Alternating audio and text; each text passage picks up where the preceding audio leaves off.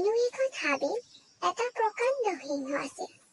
সিংহটো আছিল বেছ সুস্থ-পুষ্ট। তথাপিও তাৰ মনত আছিল এটা বৰ দুখ। সি ইমান শকত আৱত হৈও সামান্য কুকুৰ এটাক ভয় কৰে। সি কথাটো সহজভাৱে ল'ব একেবাৰে পৰা নাছিল। সেইকাৰণে সি কথাটো ভগৱানক ক'লে। প্ৰভু, মই ইমান ডাঙৰ শৰীৰৰ গৰাকী হৈ এটা সাধাৰণ কুকুৰ এটাক ভয় কৰোঁ। এইটো লাজৰ কথা নহয়নে?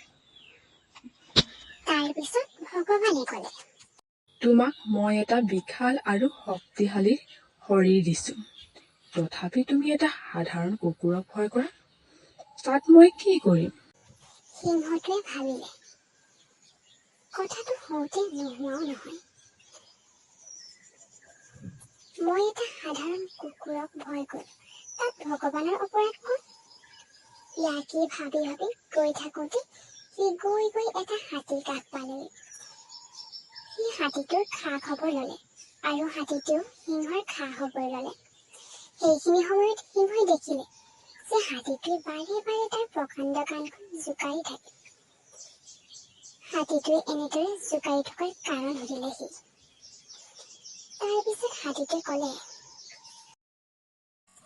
মই এইদৰে কাণ দুখন জোকাৰি থকাৰ এটাই কাৰণ, মই মাখিক বৰ ভয় কৰোঁ।